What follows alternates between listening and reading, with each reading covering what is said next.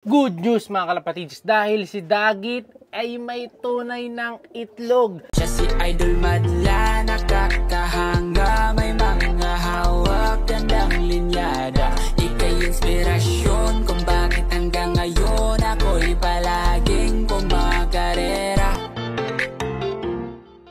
Ayan mga kalapatids, so, diba nilagyan lang natin to isang peking itlog. Ngayon, tunay na itlog na ang nilabas niya. No, sa wakas, naglabas na rin ng tunay na itlog itong Dagit na ibon na to. Ngayon, ayan, kaya pala lalo siyang sumungit. Ayan, oh. Oh, biruin nyo ngayon pag nilapit ko yung kamay ko, talagang tinutukan na niya. Dati, nagagalit lang to kapag pasok mo ng todong ganyan. Ayan. Pero ngayon, dito pa lang sa labas, galit na. Kaya pala masyado na siyang territorial. Kasi nga, tunay na itlog na pala yung isa dyan sa mga nililimliman niya. So, ibig sabihin, itlog pa ng isa to. Hindi natin alam kasi baka mamaya, umitlog na pala to nung Sunday. Kasi sakto ngayon, Martes nung nakita natin yung second egg. No? So, kung possible to, baka nga nung Sunday, umitlog na siya doon sa truck. Pero, maganda yung kinalabasan. Kasi nga, di ba, nag-second place pa to dito sa loop natin. Mabilis siya. Naunahan niya yung isang ibon natin. So, maganda ang pinakitang performance nitong si Dagit. Ngayon, ito, tingnan natin yung itlog niya. Ay, nagagalit mga kalapatids. Kaya pala, hindi na rin buhababa talaga. O, ayan o. Talagang galit na siya mga kalapatids. So, ayaw pahawak yung itlog niya. Ayan o. Dagit, ayaw pahawak yung itlog niya. Nalalapirot ng kamay. So, ito yung isa, yung peke. Ayan o. Ito yung dati, yung may ngat-ngat ng daga. Ayan o. May marka, yung may gagat ng daga. Yung isa naman, ito na yung tunay. Ayan. Aray ko! Pero ito na yung tunay mga kalapatids. Ayan o. May pagka malamalagkit pa mga kalapatids yung bago niyang itlog. Ayan. So, hindi pa ganun kalaki. Kainaman lang, pero bilog na bilog, oh. Hindi siya haba, hindi naman siya sobrang laki. Kumbaga parang nasa ano lang to, medium size na itlog. Pero maganda yung itlog ni Dagit, ah. Makinis. Saka dahil din siguro nakakondisyon yung ibon na to, kaya ganyan, no? So titingnan natin kung itlog pa ng pangalawa or kung hindi na. Malalaman natin yan sa mga susunod na araw. Kasi mamaya, isasakay na natin siya mga kalapatids para sa training. Pang ilang training niya ba yun? Pang 5th na yata yun o pang 6 na. Basta hindi ko na matanda kung pang ilang training na yun. Ang mahalaga, mag-training ulit siya mamaya. Kaso medyo maambon-ambon ngayon. Medyo smash. Ay, may maambon-ambon na ng konti. Kaya nga ito, ayun o. Kasi yun, nakababa na itong tarapal dito. Dahil kanina, pumapatak-patak na yung ulan na kanina mga kalapatids. At kanina nga pala, meron din kaming Dagit. Ito yung video, ayan. May piliwak na lovebirds dito mga kalapatids. Ayan o, kanino kaya to? Nakatagilid yung paa, nakasplit Piliwak talaga. Ayan. Piliwak. Hindi kaya handpid to. Pero ganda. Opa, oh. Opa, tapos yung orange. Ano to Parang pale. Kulay pula mata. Opa pa Kaso piliwak. Malamang ano to, hinandpid. Tingnan natin Lapitan natin doon sa may kabila. Mukhang gutom Nandito tayo sa loob Ayan yung Dagit mga kalapatids. Nasa labas. Nakahuli na naman yung mga lovebirds natin. At yung pinupunta ni Keps. Talagang si Keps, malakas sa Dagit Nilalapirot niya yung cage Gusto niya puntahan. Yung Dagit natin na split ang paa. Ayan, hindi ko alam kung lahi nito split din. Ayan pinupuntahan ng mga lovebirds natin. Gutom!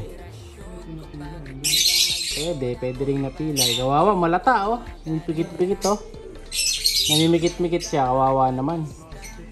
Isang paa. Malamang inborn yan. Kung di pinakawalan to, baka pinakawalan na kasi nga dahil split, dahil reject.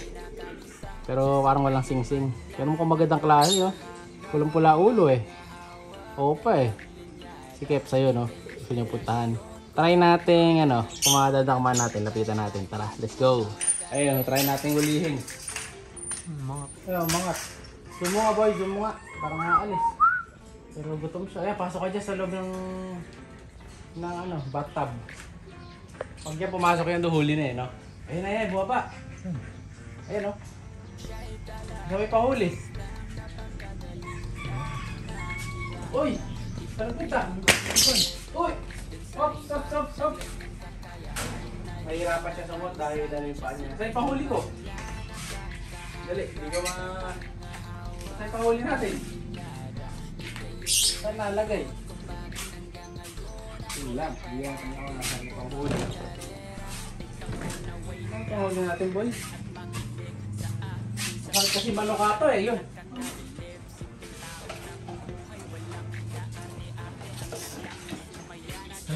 punta? Ayun, sa labas. Hindi siya makalabas yun. Dahil yung paa niya, hawakan ka lang, hindi makalabas. Pero,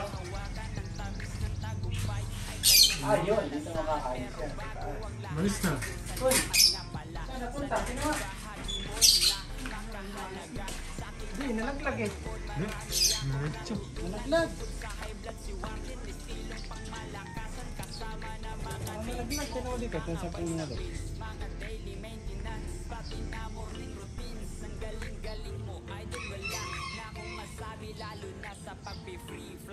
Punta. Saan? Ikot? Gilid?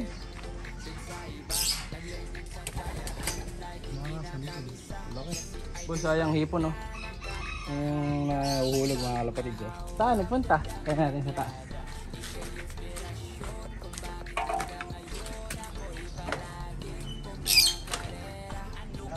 Diyan lang sa likod mismo. Ayan. Umayos na. Tingnan mo nga sa paligid. Ikaw din, piliwak pa naman. Mahirapang survive, no? Kakatakas lang nun. Wala na mga kalapatids. Try naman natin kaso nawala eh. Wala. Baka yun talaga kapalaran niya. Update ko kayo pagka bumalik. Ayan, nakita niyo yung video nung dagit natin na lovebirds. Kaso nga umalis din. Hindi naman nagtagal yung dagit. Pero hindi na siya bumalik. Up until now, wala na yung dagit na lovebirds. Hindi na namin namataan. So, delikado yun kasi baka makain na siya ng pusa. Lalo, split yung legs niya.